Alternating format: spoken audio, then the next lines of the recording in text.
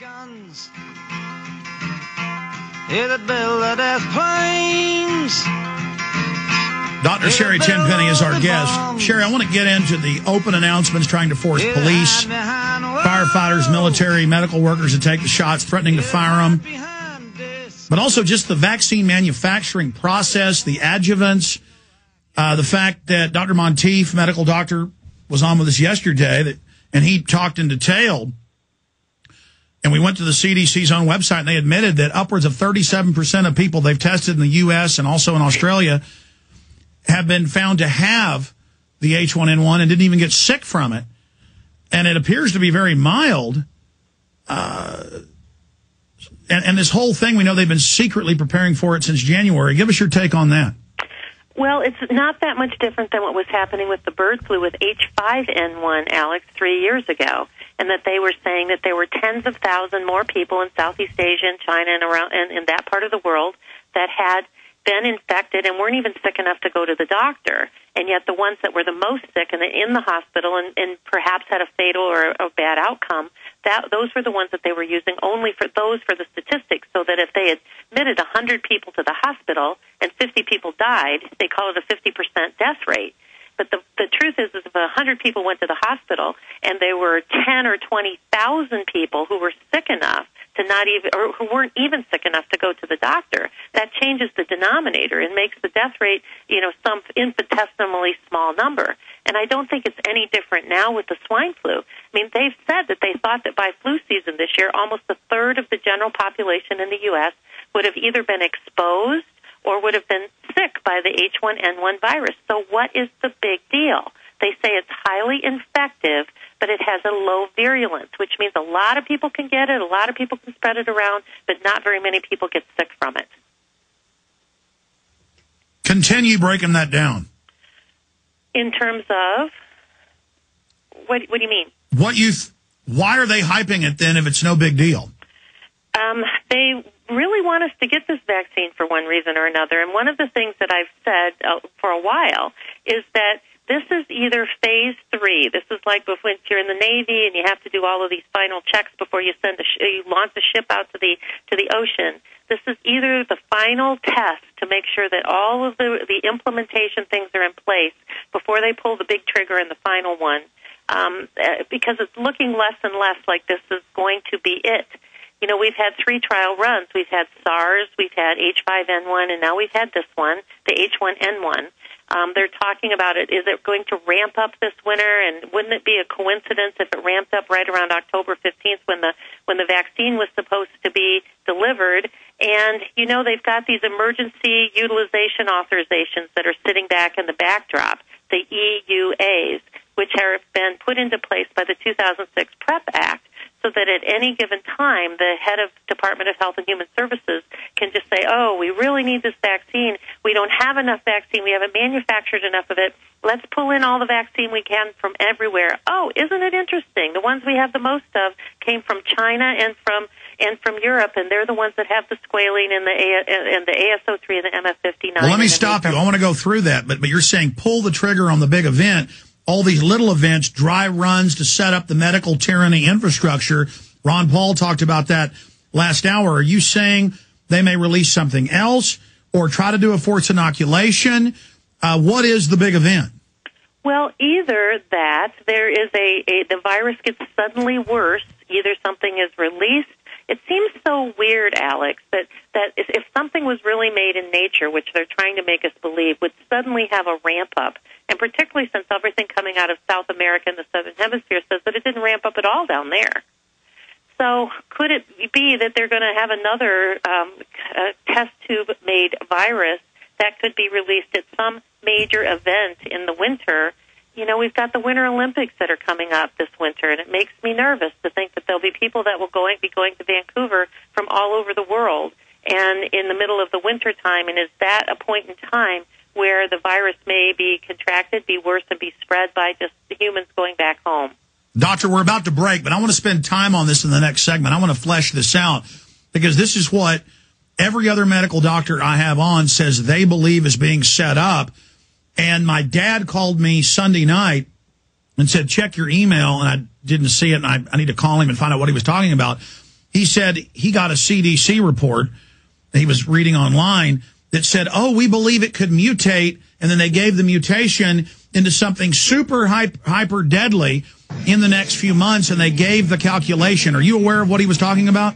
No, I've read a little bit of that, but I haven't perhaps read as much specific as what you have. But that's exactly what you're saying, because we see this massive buildup, troops suddenly popping up on the streets all over the U.S. and Europe.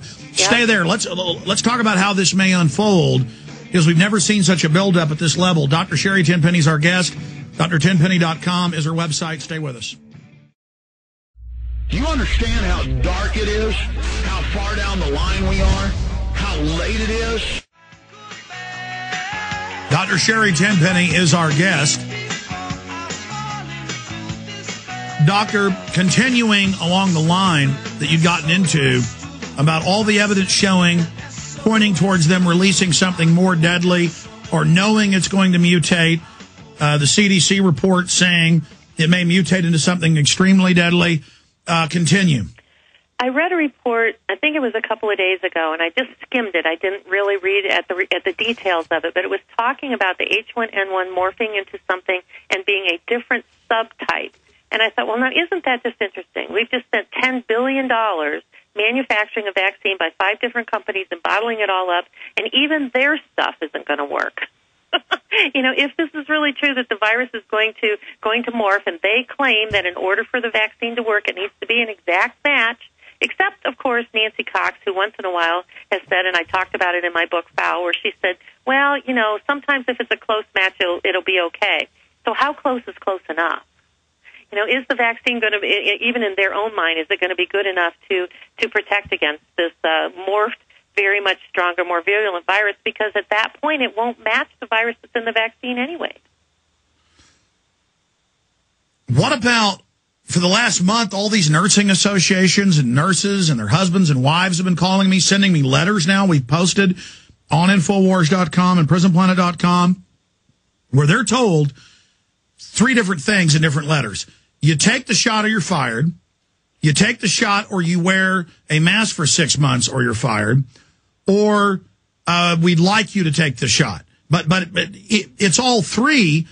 And then now at schools, they're not even asking. They're just telling parents you've got to do it. They're now making the nurses take the regular seasonal flu shot. This is confirmed. It's now come out in mainstream news weeks after we covered it. And Obama does this military tactic of denying, so everybody kind of stands down, so our opposition can't articulate what's happening and build to resist. The polls show the majority of people don't want to be forced to take it and don't want to take it. But there's this whole kind of quiet, under-the-radar program, and I've talked to nurse after nurse and firefighter after firefighter. They tell them, you got to take this. Many have already been forced to take it at Seton hospitals here in Austin. And don't tell anybody we made you do this or you're fired. I mean, it's like a huge curtain of tyranny, and oppression is lowering over us. I certainly hope that a lot of those people that heard that will be brave enough to maybe partner with several other people who were told the same things and come forward and expose that. Because now we're talking about American against American and neighbor against neighbor and even friend against friend doing these sorts of things. This really is tyrannical, those sorts of things. And people have got to be brave enough to be able to stand up and step out and say, and expose the people that are saying this, and that they can expose the persons who told them to say that, because then finally we'll go far enough down into the rat hole, we'll find the rat, and who's giving these sort of orders and making this be that we have to take this medication and have one American have to be forcibly giving it to another. I have studied the Rockefellers deeply, and I know you have as well, but so has Dr. Blaylock, and every researcher we have on has the same intel because we're just researching their own statements. The big private corporation that manages New York City that the Rockefellers set up, tied into 9/11, tied into the big vaccine makers, tied into all the key players. And I read Horowitz's affidavit. Remember, he predicted the anthrax attacks before they happened, and then with precision said who did it and how. So, you know, sometimes I take what he does as kind of, whoa, that's extreme. But then he's proven right down the road. So I've got to look at his and then I've done my own research, reading the affidavit where he's going to the FBI saying, here are the criminals, they did it. Very bold. Have you, read his affidavit? And What do you think of this whole racketeering operation that he says is going on? I have read his affidavit. I have to say that I haven't studied it, and I haven't really connected all the dots. I do know that when I was reading through it, it seemed as though I did have questions of saying there seemed to be some gaps in some of the connections there, and that's my opinion. And again, I didn't go through and study every single one of those line item things, but I do believe that there's enough evidence there. There's enough evidence that somebody who is on our side of the equation, on our table, needs to sit up and take notice and follow through with some of the things that he's talking about. I mean, in any sort of a lawsuit of any kind, even if it's a car accident, there are certainly elements that have little missing links and some assumptions that can be made. And I do believe that that there's things there that do need to be investigated, no doubt.